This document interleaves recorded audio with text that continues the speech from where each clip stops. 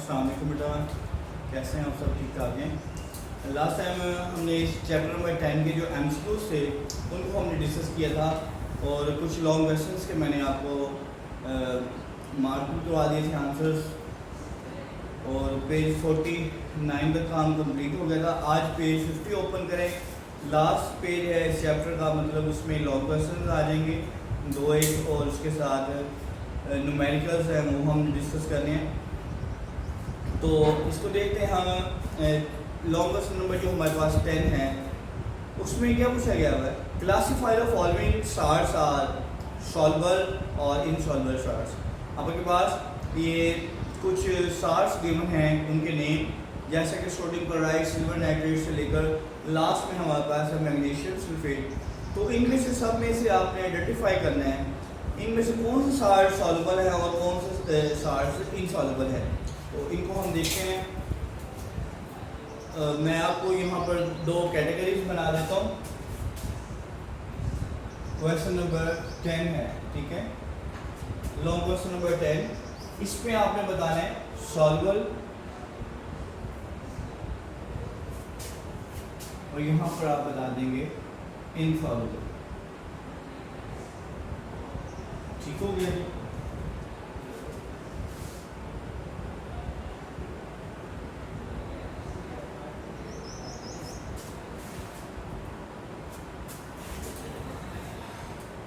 अब इसमें हम आइडेंटिफाई कर लेते हैं दूसरे हमारे पास गिवन है कौन से साल्ट्स हमारे पास सॉल्युबल होंगे और कौन से इनसॉल्युबल होंगे। तो फर्स्ट पे आपके पास सोडियम क्लोराइड। सोडियम क्लोराइड बेटा एक सॉल्युबल साल्ट होता है, तो हम यहाँ पर फर्स्ट ऑप्शन लिख देते हैं। सेकेंड हमारे पास सिल्वर नाइट्रेट, तो सिल्वर नाइट्रेट भी हमारे पास सॉल्युबल ही होता है, वाटर सॉल्युबल साल्ट ही है। थर्ड हमारे पास है जी लेड क्लोराइड, तो ये किसमें आ जाएगा, ये इनसॉल्युबल साल्ट्स में आ जाएगा, ठीक है। नेक्स्ट हमारे पास है जी 4 कॉपर सल्फेट। कॉपर सल्फेट हमारे पास क्या होता है, सॉल्युबल है, वाटर में सॉल्युबल। नेक्स्ट हमारे पास है जी बेरियम सल्फेट, तो ये क्या है हमारे पास, फिफ्थ तो हमारे पास इनसॉल्युबल साल्ट्स में आ जाएगा।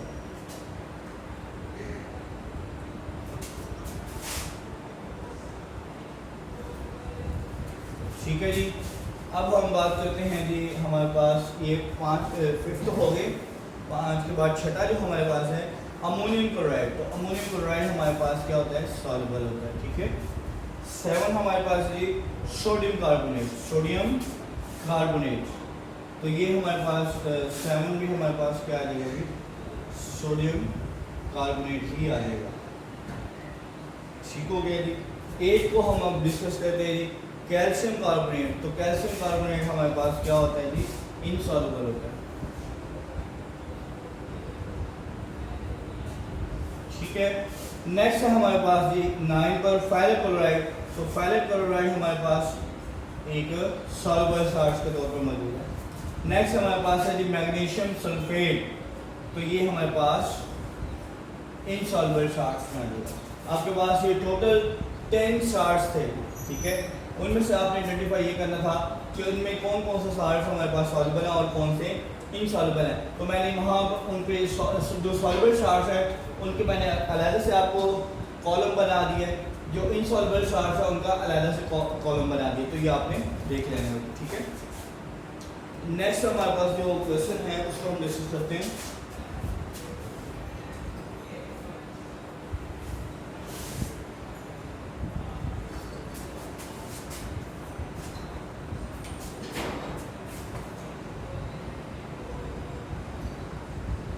Question number 11, complete and balance the following equation. Complete भी करें इन्हें और बैलेंस भी करें। कुछ हमारे पास इक्वेशंस गिवन है, इनको आपने कंप्लीट भी करना है और इनको आपने बैलेंस भी करना है। तो ये सारी इक्वेशंस मैं बेटा आपको व्हाइट बोर्ड पर करवा देता हूँ, आपने इनको अच्छे तरीके से प्रिपेयर कर लेना है। तो फर्स्ट है हमारे पास aluminium plus hydrochloric acid, aluminium plus hydrochloric acid. तो इसको जब आप रिएक्ट करवाएंगे आपके पास एल्यूमिनियम क्लोराइड बन जाएगा प्लस आपके पास क्या बनेगा जी, hydrogen gas.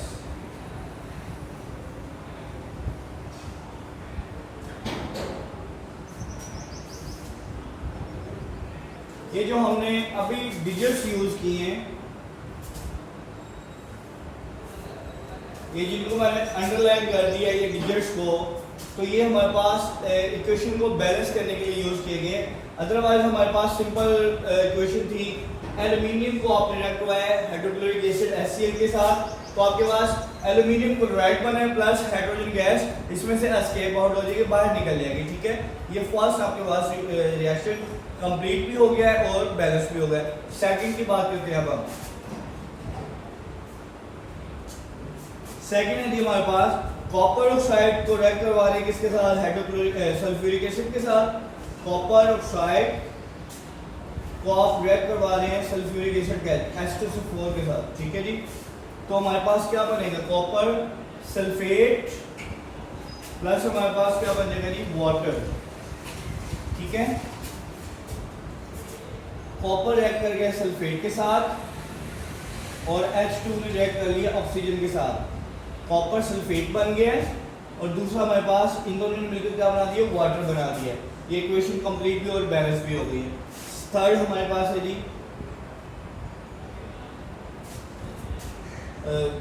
Iron sulphate plus sulphuric acid. तो आयरन सल्फेट प्लस हमारे पास है जी सल्फ्यूरिक एसिड H2SO4। तो इसके जो प्रोडक्ट बनेंगे, आयरन रिएक्ट करेगा किसके साथ, सल्फेट के साथ, FeSO4 आयरन सल्फेट बना देगा प्लस आपके पास हाइड्रोजन डाइसल्फाइड गैस बन जाएगी H2S गैस। अब हम 4 की बात करते हैं।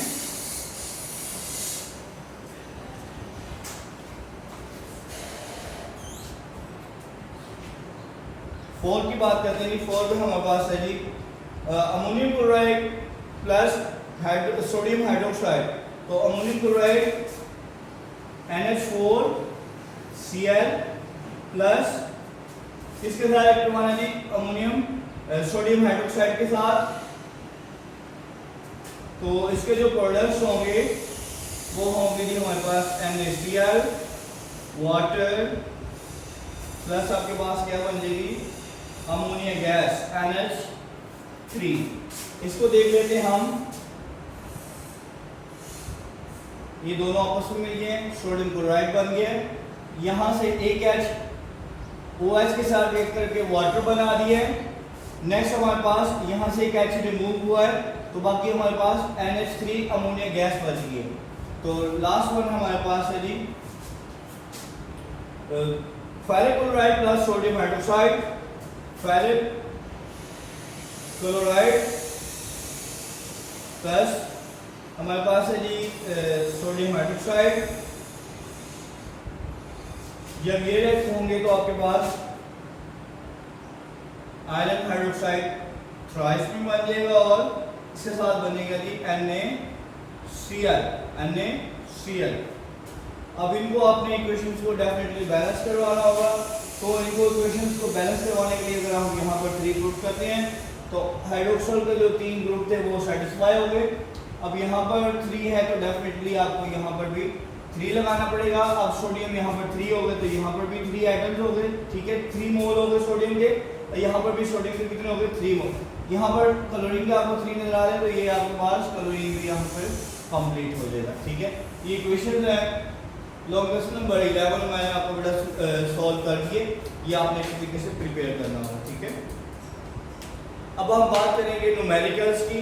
तो न्यूमेरिकल्स को हल करने से पहले आपको मैंने इनकी एग्जांपल्स बेटा करवाई थी। ठीक है, तो बिल्कुल उसी तरह के ये कुछ एमसीक्यूज हैं तो न्यूमेरिकल्स हैं सॉरी, तो इनको भी हमने अपने 1 बाय 1 डिस्कस कर लेते हैं।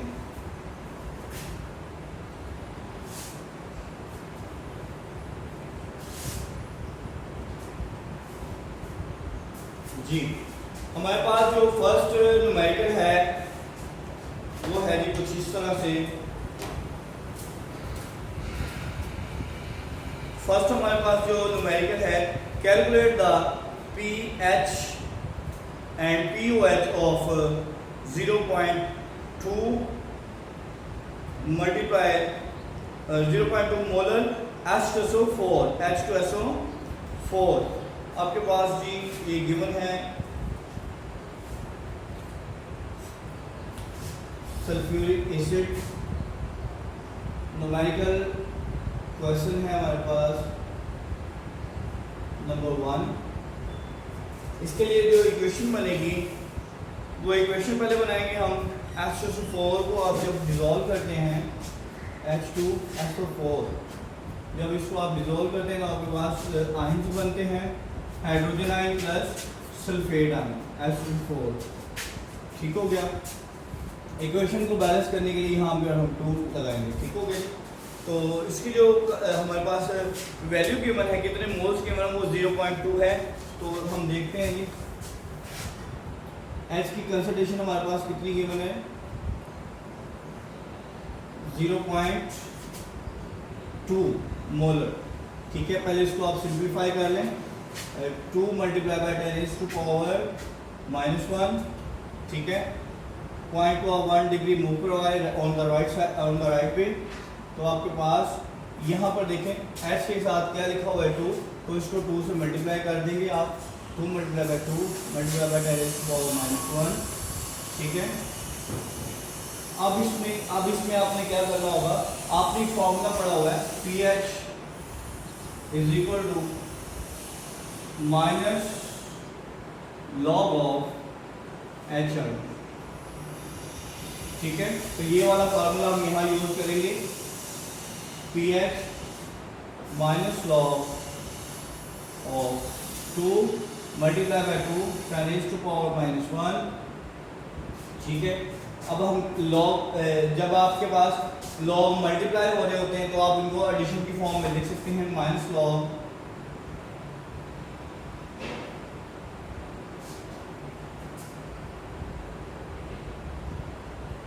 2 प्लस लॉग 2 प्लस लॉग 10⁻⁻1 10⁻⁻, ये आपने लॉग अंदर मल्टीप्लाई करवा दिए। जब आपके पास लॉग में प्रॉपर्टीज आपस में वैल्यूज मल्टीप्लाई हो रही हो तो उनको आप एडिशन फॉर्म में लिख सकते हैं। बाहर ब्रैकेट के बिल्कुल बाहर आपको माइनस का साइन नजर आ रहा है तो उसको आप माइनस से मल्टीप्लाई करवाएं माइनस लॉग 2 और ये क्या हो जाएगा जी माइनस लॉग ऑफ 10⁻⁻1। ठीक है, इसको हम मजीद आगे ले जाते हैं नेक्स्ट स्टेप में।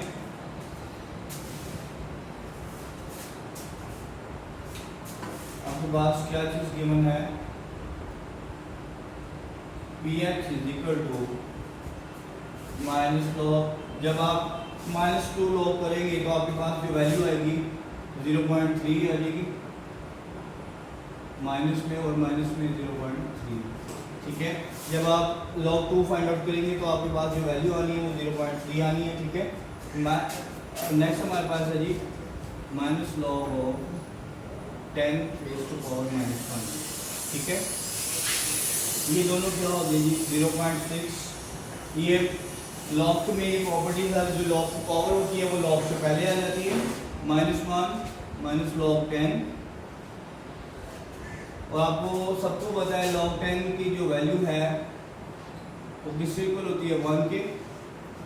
ठीक है, माइनस 0.6 माइनस माइनस प्लस।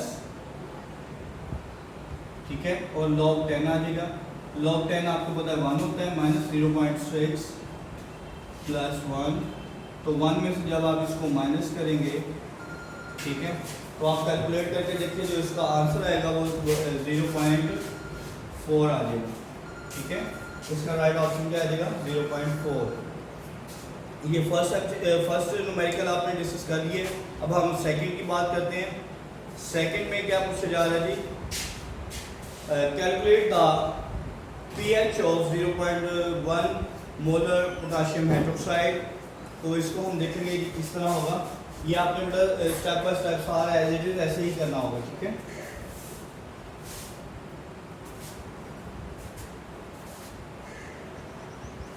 इसमें आपने अभी क्या फाइंड आउट किया है, ये पीएच की वैल्यू आ गई है, इसी को भी मजीद इसके लिए पीओएच की वैल्यू भी फाइंड आउट करनी है। तो वो कैसे होगी जी, पीएच प्लस पीओएच की वैल्यू, ये फॉर्मूला होता है बेटा, ये 14 के इक्वल होता है। जब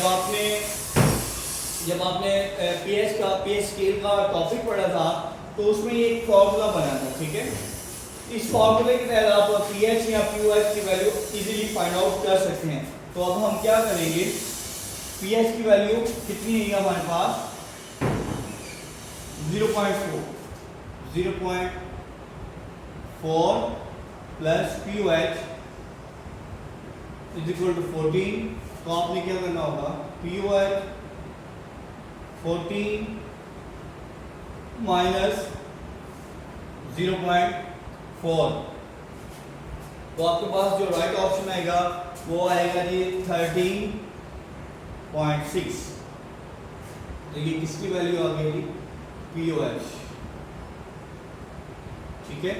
एक वैल्यू ये आ गई है और एक वैल्यू ये आ गई। आपके पास सल्फ्यूरिक एसिड मौजूद था, इसको आपने डिसॉल्व किया है, एच की वैल्यू गिवन थी 0.2 मोलर, उसको आपने सिंप्लीफाई करके पहले पीएच की वैल्यू फाइंड आउट किया, फिर पीएच को यूज करके आपने पीओएच फाइंड आउट कर दिया। अब हम न्यूमेरिकल नंबर 2 की तरफ चलते हैं।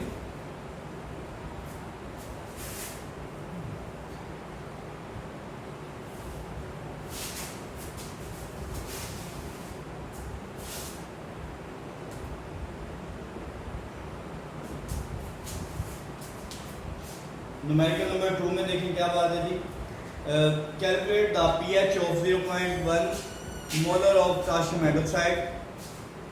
तो पहले तो इक्वेशन बनाएंगे, ठीक है। जब इसको आप डिसॉल्व करते हैं आपके पास दो तरह के आयंस बन जाएंगे, पॉजिटिव केटाइन और प्लस में क्या बन जाएगा, एनाइन, ठीक है। Calculate the pH of 0.1 molar of potassium hydroxide। तो आपके पास जो वैल्यूज गिवन है OH की कितनी गिवन है जी, 0.1 मोलर, ठीक है। पहले तो आप इसको सिंप्लीफाई कर लें, ये 1 टाइम मूव करवाएंगे पॉइंट को, तो 1 मल्टीप्लाई बाय 10⁻⁻1, ठीक है। OH, अब इस पर आपने क्या करना है, P को अप्लाई कर देना है, POH हो जाएगा माइनस लॉग ऑफ 10⁻⁻1, ठीक है जी। अब लॉग की प्रॉपर्टी आपने पढ़ी हुई है, क्या होती है बेटा, जो पावर होती है वो लॉग से पहले आ जाएगी, माइनस लॉग ऑफ 10, तो माइनस माइनस क्या हो जाएगा प्लस, लॉग कितना हो जाएगा 10, और लॉग 10 आपको पता है कितना होता है, 1 होता है, ठीक है। तो ये प्लस का 1 आपके पास किसकी वैल्यू होगी, पीओएच की। तो इसके साथ ही हम दूसरा फार्मूला यूज करके इसका पीएच फाइंड आउट करेंगे, pH plus pOH is equal to 14, ठीक है। दोबारा से स्टार्ट से जल्दी से देख लेते हैं। आपके पोटेशियम हाइड्रोक्साइड गिवन है, दो आयंस बने हैं, OH की जो कंसंट्रेशन है 0.1 आपके पास गिवन है, इसको हमने पावर पे किया है, पावर के बाद लॉग अप्लाई करने के बाद आपके पास जो आंसर आया है वो कितना आ गया जी 1। अब 1 आने के बाद हमने ये पीओएच फाइंड आउट कर लिया, अब इस फॉर्मूले के जरिए पीएच फाइंड आउट कर लेंगे, पीएच प्लस पीओएच की वैल्यू आपके पास कितनी आई है, 1 आई है, ये आपको पता है, ठीक है। तो यहाँ पर 1 पुट कर देते हैं, 14 pH is equal to 14 minus 1, तो आपके पास 13 pH की वैल्यू आ गई, ठीक है जी। ये आपके पास दो वैल्यूज आ गई हैं पोटेशियम हाइड्रोक्साइड के लिए, पीओएच आपने पहले फाइंड आउट किया है, फिर ये फार्मूला यूज़ करके आपने 13 के लिए पीएच फाइंड आउट किया, वो 13 आ गया पास। हमारे पास बेटा जो फर्स्ट दो न्यूमेरिकल्स है वो हमने बेटा डिस्कस कर लिए। अब हम न्यूमेरिकल नंबर 4 की तरफ आते हैं, जिसमें काफ़ी सारे पार्ट्स हैं, 7 पार्ट्स हैं। तो पहले 2 न्यूमेरिकल आपको मैंने करवा दिए हैं, इसका हम कोई सा एक कर लेते हैं, चले फर्स्ट ही कर लेते हैं। तो बाकी सेम है, सेम फार्मूलाज है, वैल्यूज़ डिफरेंट है, डेफिनेटली आंसर्स डिफरेंट आएंगे। तो इसी मेथड के तहत जैसे अभी आपने 2 न्यूमेरिकल समझे हैं, इसी के फॉर्मेट को यूज़ करते हुए आपने बाकी न्यूमेरिकल्स भी सॉल्व कर लेने हैं। अगर किसी भी न्यूमेरिकल में प्रॉब्लम हुआ तो आपने मुझसे कांटेक्ट कर लेना, ठीक है। अब हम न्यूमेरिकल नंबर 4 की बात करते हैं, उसका पार्ट फर्स्ट है 0.15। आपके पास हाइड्रोजन आयोडाइड गिवन है, इसको आपने डिजॉल्व कर दिया तो आपके पास 2 आयन बन गए हैं, ठीक है, 2 आयन्स बन गए। तो अब इसमें क्या करना होगा, pH फाइंड आउट करनी है। इसकी जो वैल्यू है वो कितनी है, हमारे पास बुक में गिवन है 0.15। जो H आयन्स की वैल्यू है 0.15 मोलर, ये हमारे पास वैल्यू गिवन है। तो अब आपने क्या करना होगा, इसको तो पहले आप सिंप्लीफाई कर लें। 0.15 मोलर को ये 0.2 टाइम्स मूव करवा दें, इसे मूव कर जाएगा तो आपके पास 10⁻⁻² आ जाएगा, ठीक है। अब इस पर आपने pH का फॉर्मूला अप्लाई कर देना, pH is equal to minus log of 15 multiply by 10⁻⁻², ठीक है जी, 10⁻⁻²। अब ये क्या होगा, minus log 15 minus log 10⁻⁻² minus log 15। अब ये पावर पहले आ जाएगी, -2 minus log 10 minus log 10 minus log 15 minus minus plus, तो हमारे पास बाकी क्या बचेगा, लॉग 10 आपके पास 2 होता है, तो 2 माइनस लॉग 15। तो जब आपसे कैलकुलेट करेंगे बेटा आप इसके साथ साइंटिफिक कैलकुलेटर को यूज़ करते जब आप इसकी लॉग 15 की वैल्यू निकालेंगे तो आपके पास आएगी जी 1.176। तो इसको आप सब्ट्रैक्ट कर देना है 2 में से, तो वो 0. आपके पास वैल्यू कितनी आ जाएगी, 0.82। ये किसकी वैल्यू आ गई बेटा, pH। अब आपने इसी का pOH फाइंड आउट करना है, तो pH is equal to pH plus pOH is equal to 14। आपके पास pH की वैल्यू गिवन है, वो कितनी है, 0.82 प्लस pOH आ जाएगा इज इक्वल टू 14 है। तो pOH अपनी जगह यहाँ पर लेफ्ट साइड पर आ जाएगा। जब आप 0.82 को दूसरी साइड पर लेके जाएंगे ऑन द राइट वे, तो आपके पास ये वैल्यू प्लस में से उधर जाके क्या हो जाएगी, माइनस में। आप मैथ के स्टूडेंट्स आप सबको पता है। तो जब आप इसको कैलकुलेट करेंगे 14 में से आप जब 0.8 को सब्ट्रैक्ट करवाएंगे तो आपके पास जो वैल्यू आएगी वो आ जाएगी 13.81 pOH। ये आपके पास pH और pOH आ गई। तो हमने बेटा ऑलमोस्ट